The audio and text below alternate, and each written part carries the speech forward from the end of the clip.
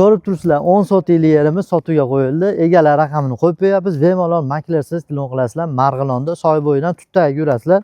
Temurxon akaning ko'chasiga yurganlaringda Tutdagi yetmasdan 10 qo'lda ko'chaning ichida. Past raqamli egalari 10 sotik, gazi, suvi, sveti bor, hamma yo'q, kanalizatsiyasigacha bor ekan.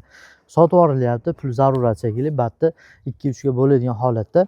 Narxini o'zlariga kelishib olasizlar. Mana hozir narxini aytmadik, sababi narxini hech bilsa, narxni telefon qilishaversin, gaplashaveramiz deyaptilar. Kirganimizda chap qo'lda xo'p, nimadir qilingan ekan bizdan ham. Molxonami, skladmi bilmayman, xullas hayronman, yoki bir qanaqadir sklad qilingan shekilli tovarlar turibdi.